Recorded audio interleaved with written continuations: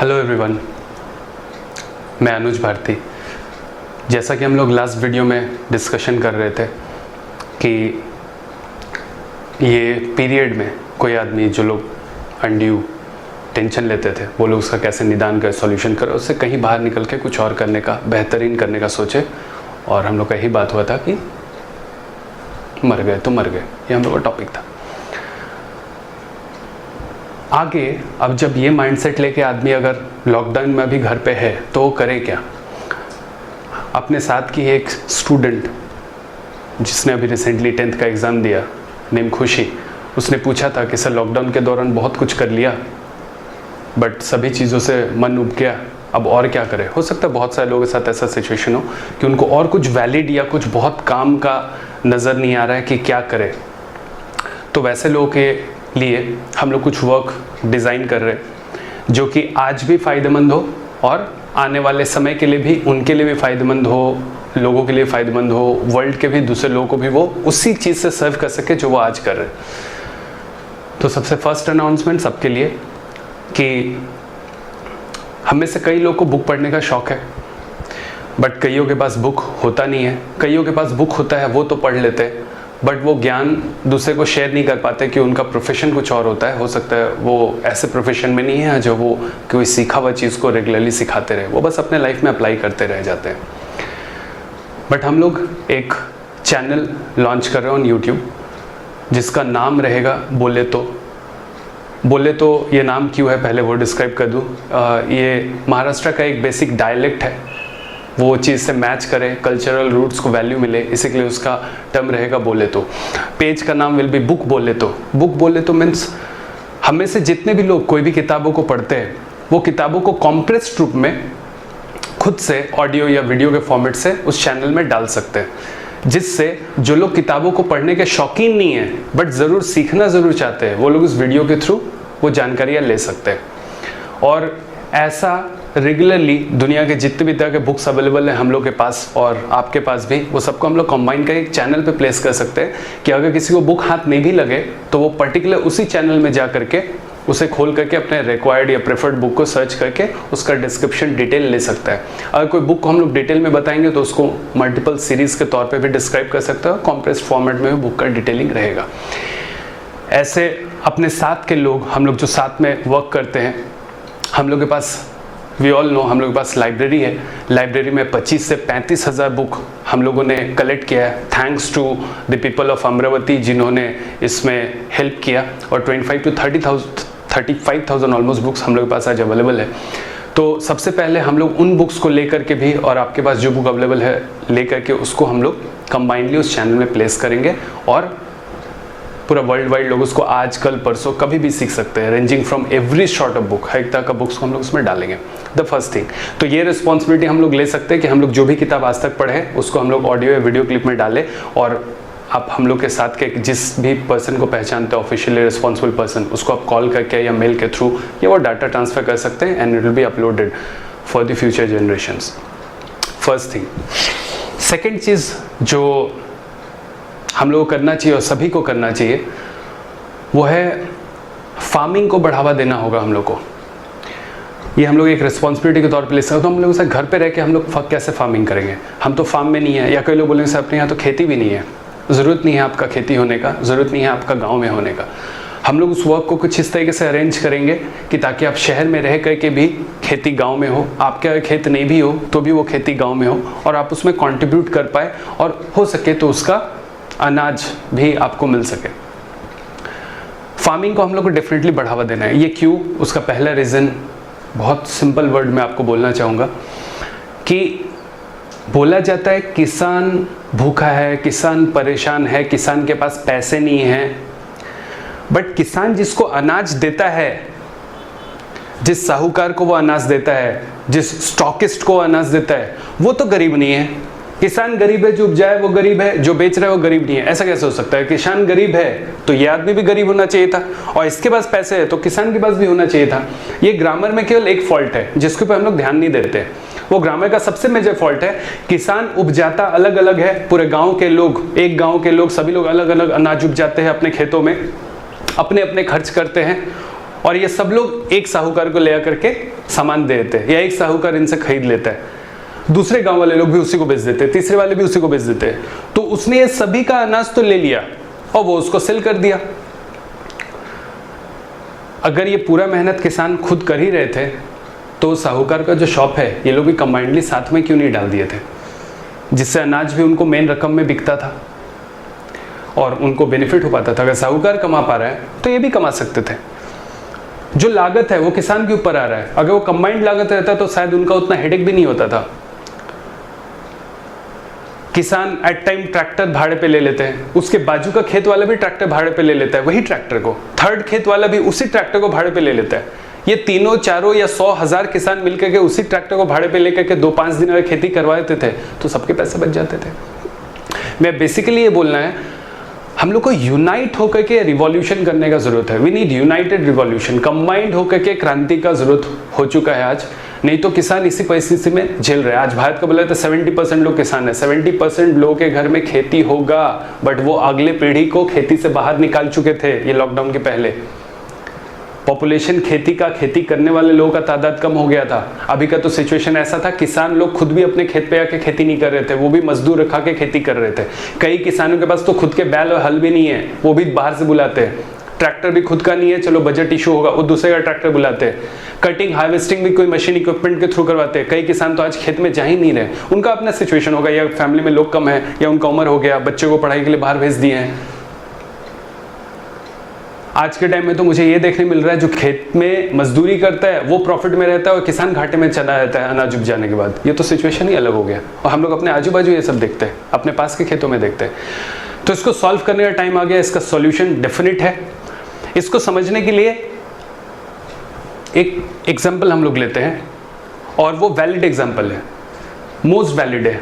अभी के टाइम में दूरदर्शन सभी लोग देख रहे हैं, दूरदर्शन में सबसे ज्यादा कॉमर्शियल जो आज आता है वो है अमूल का, और हम लोग अमूल का ही एग्जाम्पल लेंगे।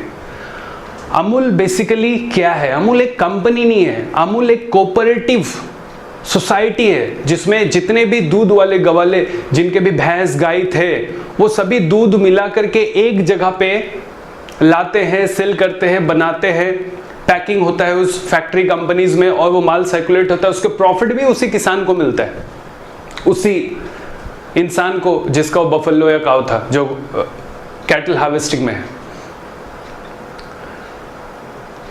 अगर आपको इसको ठीक से समझना है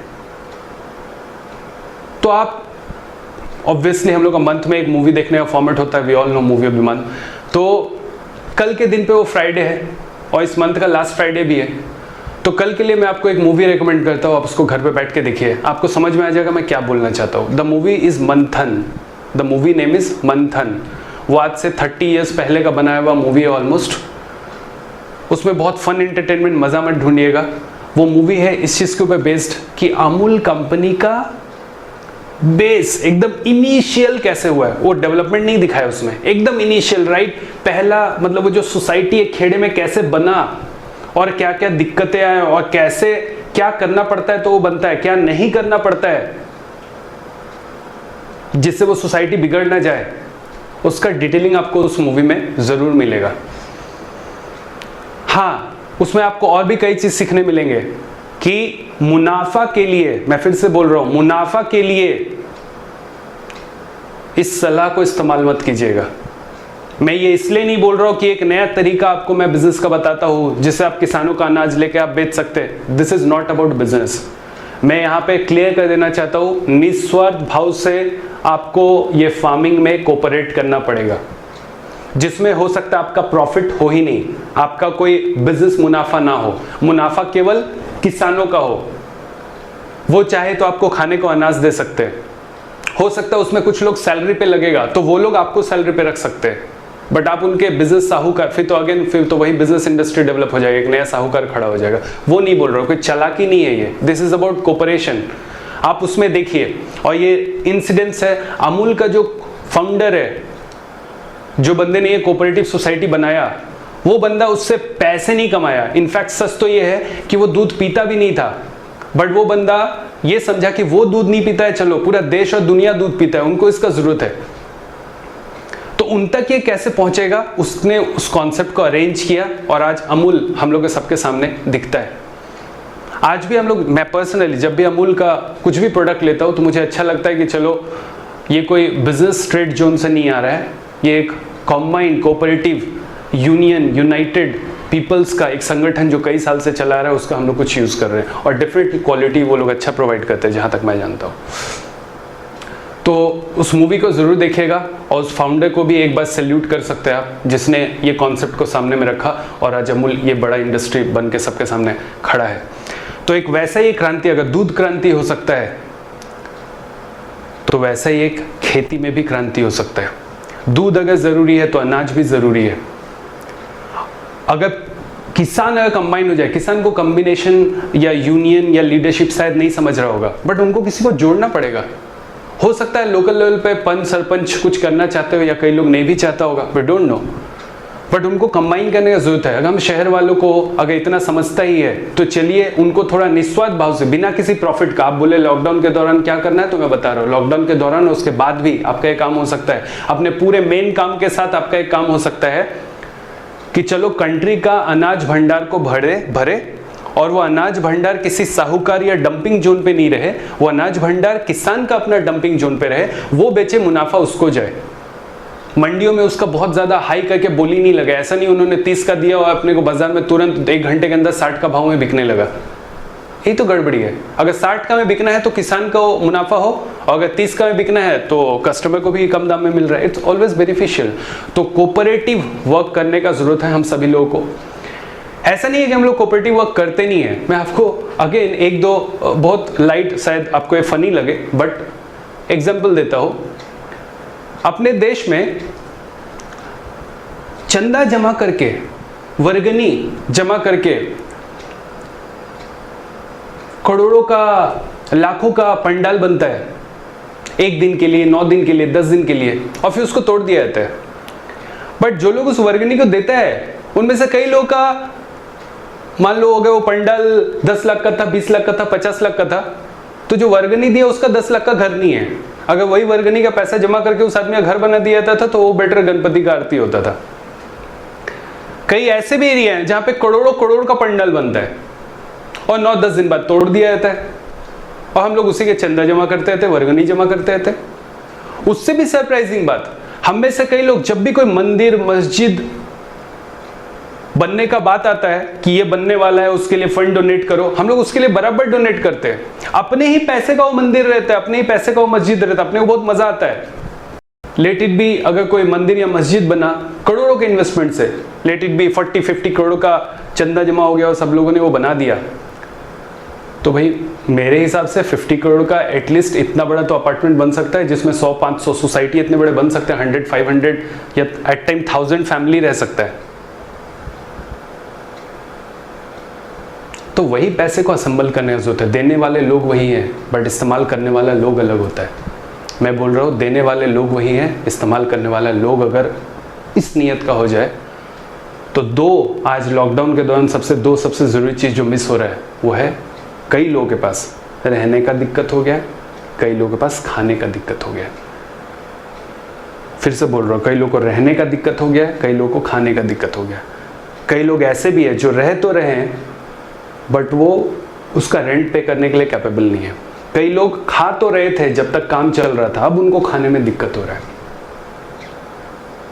सवाल हम लोग के सामने ये है कि अगर हम लोग इतना ही मेहनत करते थे सुबह से शाम, इतना ही भागते दौड़ते थे, तो 1 महीना बैठ के खा क्यों नहीं पाए?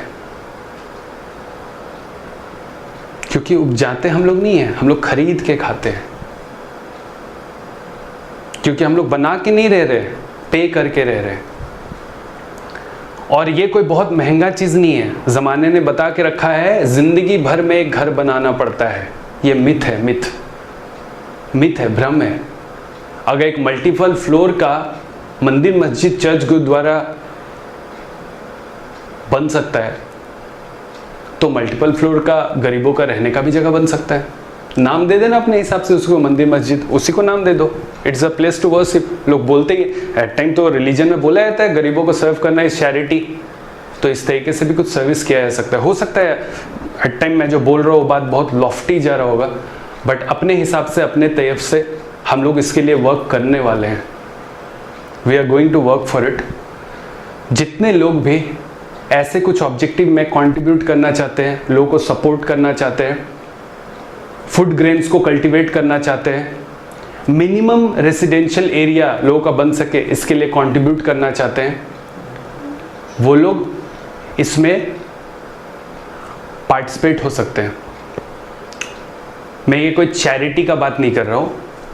इट्स नॉट अबाउट चैरिटी, आप डोनेट करो, ये करो, it's not about that. It's about 2-3 main चीज़ें। सबसे पहला, जो भी इसमें रहेगा वही आदमी इसका यूज़र रहेगा, कोई इसमें ज़्यादा मुनाफा करने वाला नहीं रहेगा। It will be distributed among all. कोई इसमें सेठ साहूकार बन के नहीं बैठेगा। Every one will work as a worker, या इस जगह पे या उस जगह पे।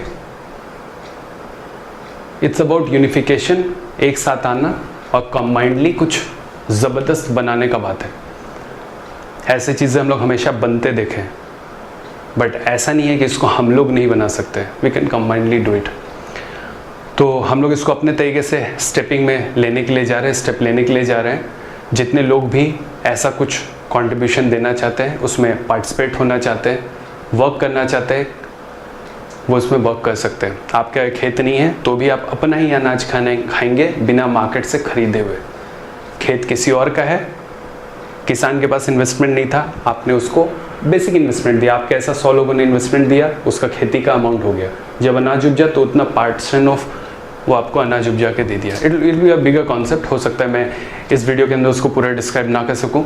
नेक्स्ट वीडियो को ज़रूर रेफर कीजिएगा। इसके आने वाले नेक्स्ट वीडियो में हम लोग इस चीज़ को क्लियरली डिस्क्राइब कर पाएंगे कि आफ्टर ऑल ये कॉन्सेप्ट वर्क कैसे करने वाला है, जिसके अंदर हमारा बेसिक ऑब्जेक्टिव यही है कि एक कमाने वाला जो झंझट है, जो पूरी दुनिया दौड़ते रहता है, कमाने के लिए दौड़ते रहता है कि भाई कमाना है, कमाएंगे नहीं तो खाएंगे क्या, कमाएंगे तो रहेंगे क्या। ये जो झंझट है ये मेरे हिसाब से एक मिथ हो गया है।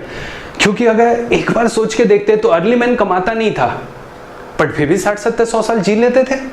तो बिना कमाई का वो जी ले रहे हैं, हम बिना कमाई का जी क्यों नहीं पा रहे? कुछ तो कॉम्प्लेक्स कर दिए हम लोग अपने लाइफ में, क्योंकि हम लोग खाना रहना को खर्चीला बना दिए या खर्चे से आता है ऐसा बना दिए। जबकि नेचुरल कॉन्सेप्ट ये नहीं है। जानवर खरीद के नहीं खाते, जानवर बस खाते हैं। चिड़िया खरीद के नहीं खाता है, चिड़िया बस खाता है। हाँ, उनको खरीद के खाना पड़ता है अगर हम लोग उसको पाल लेते हैं तो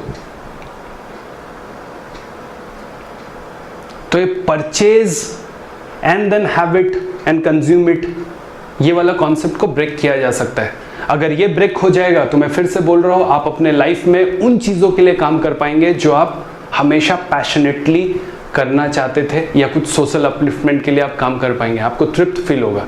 ये 2-3 झंझट हटाना पड़ेगा सोसाइटी से। तो चलिए देखते हैं हम लोग इसमें कहाँ तक आगे बढ़ पाएंगे। होपफुली आप लोग को ये समझ में आया हो। Okay, by the end again with that statement, जय हिंद, जय महाराष्ट्र।